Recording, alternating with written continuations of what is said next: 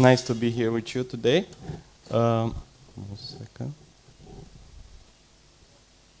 Hello, my name is Marius Iordache. I've been in app space for in the past 12 years, or 15 years actually. I code for 25 years, and I identify mostly as a coder, not as a CTO or CMO. In the past 2 years, I also assumed the role as a CMO of our company, since I was very frustrated that most CMOs are not really data-driven. And Bible Chat may look like a success overnight, but actually our company was founded 7 years ago. And in the last 2 years, we reached 7 million users, 20 million in ARR, and some really good mentions on Twitter and on the App Store charts. But this wasn't an overnight success. And we spent $2 million to be here. At the point when we started Bible Chat, we already spent $2 million with different apps that we tried. And in the meantime, we also built a growth machine while working on other products. So 12 years ago, when I started my previous company, when I joined my previous company with my co-founder, I was one of the early employees. I was a coder. And I joined a company that was doing automated apps, but in a manual way, let's say so. So with my with my experience in the past, where I automated a lot of stuff, I joined the team and I helped them scale really fast. And in 7 years, we built 20,000 apps. We built a platform to promote apps across Google Play, and we reached 3 billion organic downloads in maybe 10 years. But the biggest pain points were that the traffic was organic. Everybody was saying it's unpredictable, even if we are growing like year over year. And the only way of monetizing the traffic was with ads. The traffic was in low demographic in countries where the power to purchase wasn't great. And we could not find any other opportunity on Google Play like 7 years ago to monetize with subscription or any other way. And we reached a point in time where Google closed all our accounts, and it was a very difficult process that took like 4 months to get them back. And in that time, Lawrence was a bit going through personal stuff that caused a lot of anxiety and depression. And we want to start something new. So we started together this company that the purpose was to ease human suffering through books. We thought we're gonna do it. He's an avid reader, and he thought that by reading more books, people will start to become more, how should I say, more, should be able to overcome challenges through information. So we built a social network for book lovers. That was our idea. And in the beginning, we thought if we do like monetization and subscription, everybody will ask, like, we want to go to this VC route. We had money personally, but we wanted to see if someone else could acknowledge us as a great company, a great product, and so on. So we went to this VC route, and everybody was saying if you start to make money early, then they will ask how much. So in the beginning, we only focused on building a really cool product. And we thought that by building a really good product, you will automatically can generate money. But once we invested a lot of money to get a lot of users, the retention was high. But when we start to adding subscription, people would not convert. They came to the app for a free product, and they were not willing to pay. CPU was high. We burned almost all the investment.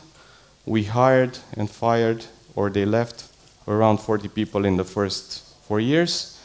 And at a certain point in time, there was only me, Lawrence, and a new guy that we hired to create ads for the previous product, which was called Basmo.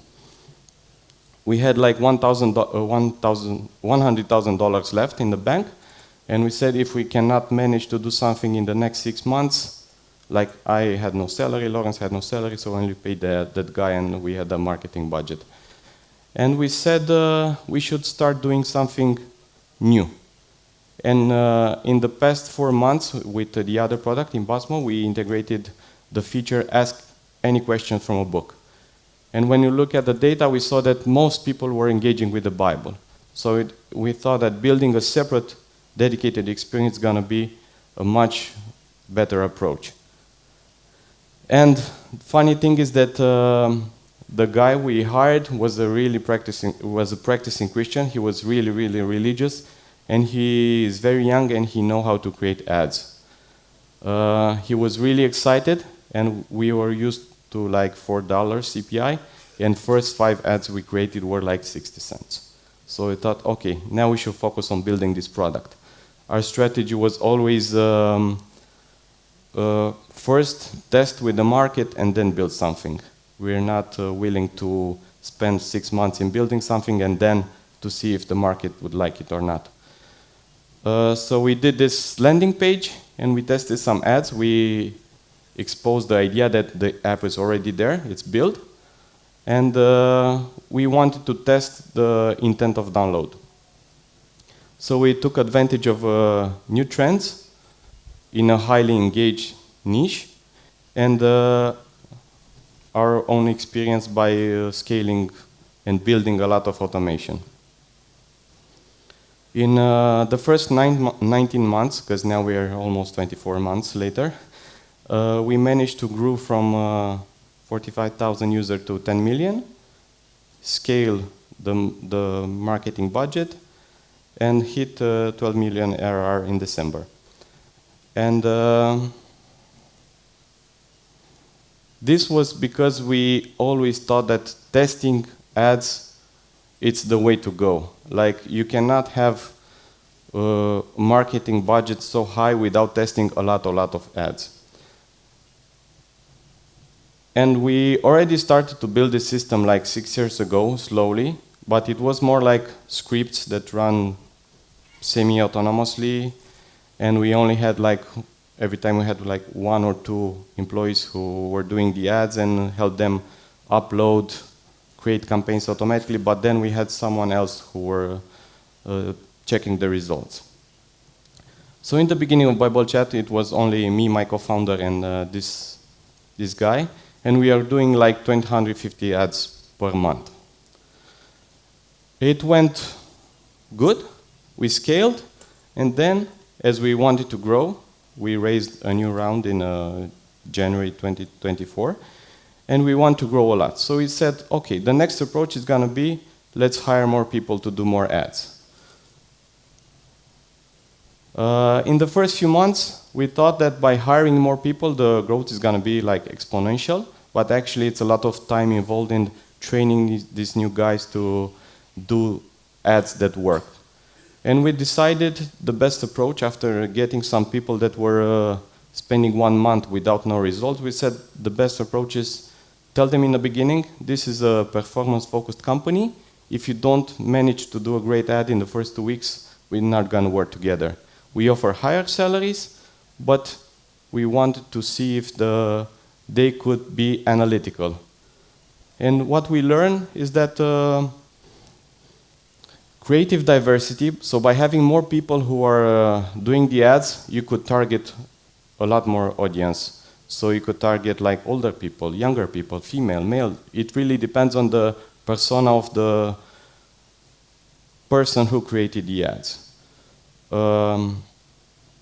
Ads created by your audience, it's more likely to win, because we hired a lot of people, and then we went through the phase when we discovered that they are not Christians, they don't understand the product, they cannot market the product, ads could not be great. So one key takeaway is that you must have one on the people that you target to be your ad creator. More people doesn't necessarily mean more success, and you cannot train someone to start becoming very good at ads and create ads every day for a long period of time. And a great video editor doesn't mean he's going to be a good ad editor, because the quality on video ads, it's not required to be as high as like creating a movie and so on. And testing so many ads, like as we scale the team, we started testing so many ads, and we got a lot of new problems. We start to analyze all the ads with the same KPI, like cost per install or cost per click in the beginning. And we soon realized that each ad would target a different audience, and it's not necessarily fair to compare the ads with one of another if you don't look deeper at the data. And by testing so many ads, there is no manual way that you can find to look at age group, placements on Facebook, and so many other things. And I start to have this approach where we will done it automatically. This is how many new winning ads we found each month in the beginning. So even if we start to test more and more ads, we did not necessarily find new winning ads because we were looking at the data from a wrong perspective. We may thought that if an ad was very, very cheap in terms of CPC, was good, but in fact it was targeting a very young audience. They did not convert later, or some ads are expensive, but they actually targeted a very good audience, a much older audience. So with this approach in mind, and with some small tweaks, we start to test all the old ads. So I took all the old ads and retested them and look at the data from a different perspective. And this unlocked a new potential. I found more winning ads, but winning was defined differently. And this actually helped us spend more money with the same return. So we don't increase the marketing spend and accepting that things will become expensive. We only increase the marketing spend if we can keep it in the same target, which for us is almost $1 per install in the US.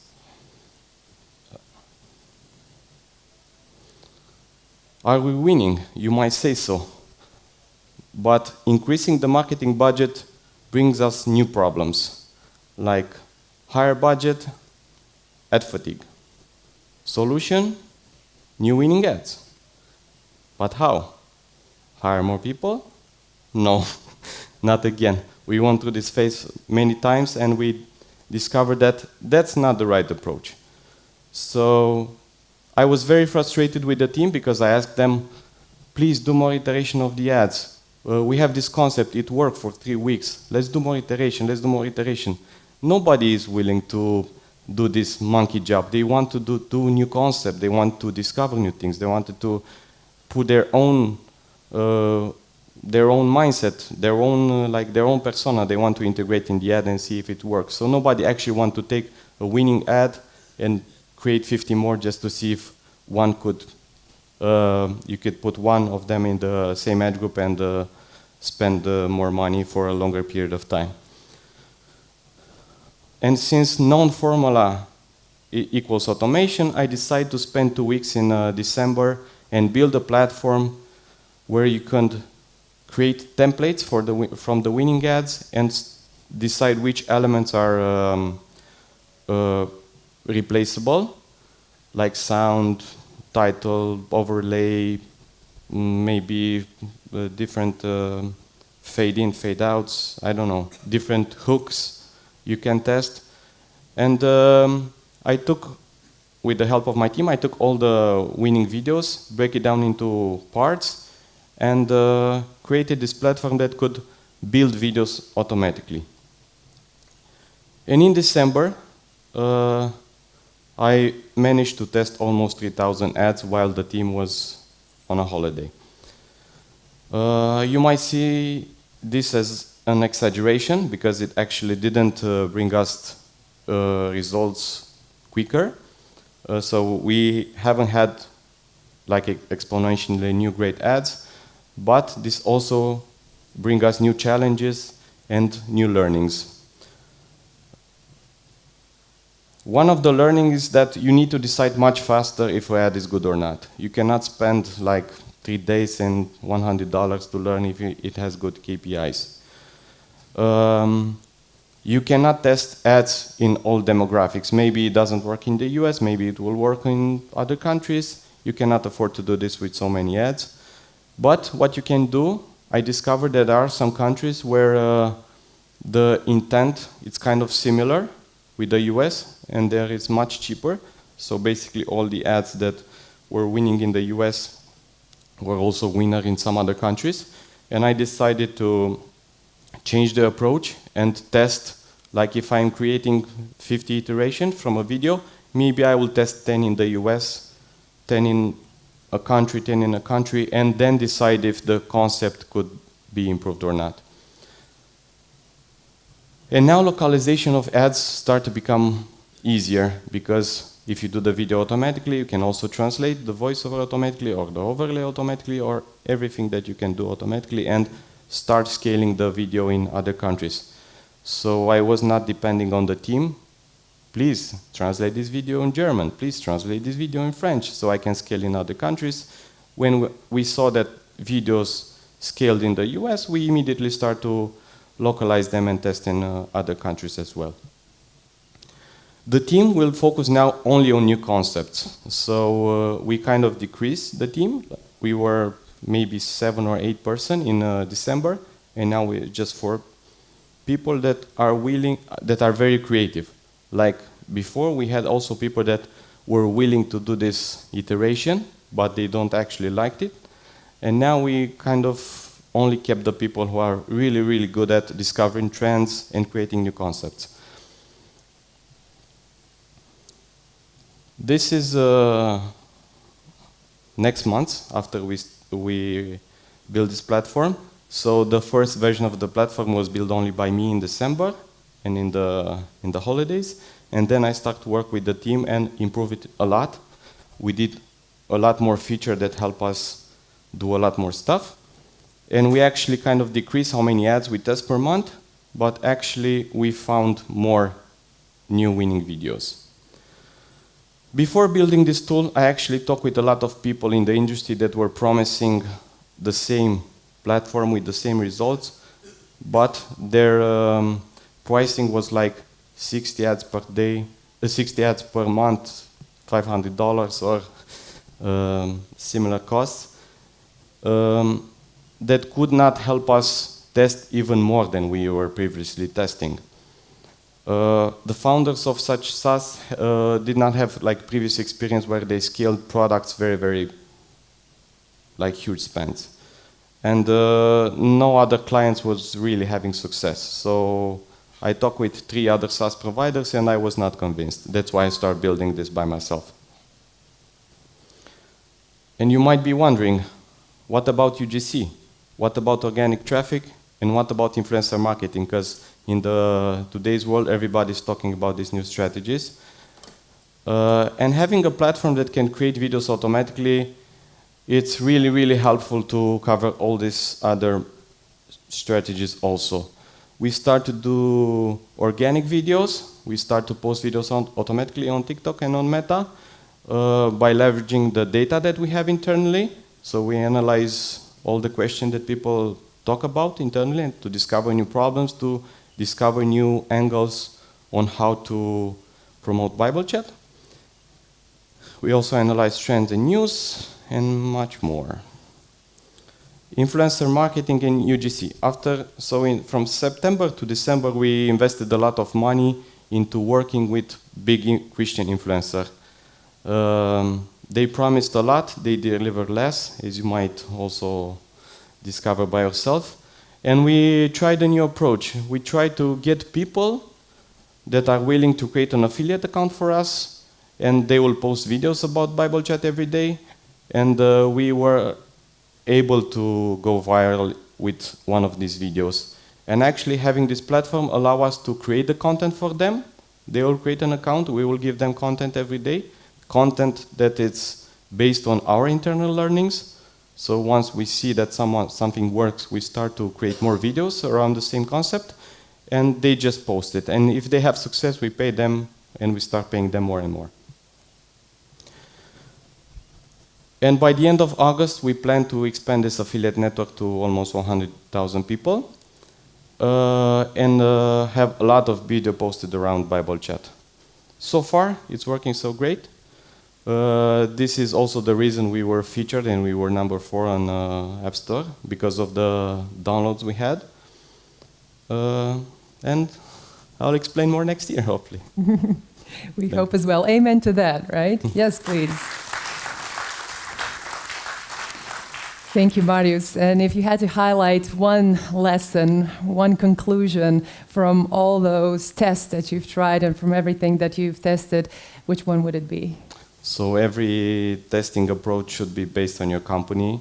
You could ask me, because I talk with a lot of founders, what's your testing strategy, how do you do stuff, how do you create videos? And it's actually based on, it could be different for every other company. Our company is broad, so we target a broad audience. If you target a more specific audience, you could not have the same impact with the same strategy as us. So you need to spend time, test ads, but try to find your own strategy that might work. Mm-hmm. Thank you. Thank you very much. Yes, please, once again, of course. Of course, you know the rules. Yes. After the, yes, you know it already. After the speech, everyone is invited to the Q&A area where you can ask more questions and share more of your thoughts. Thank you, Marius, very much.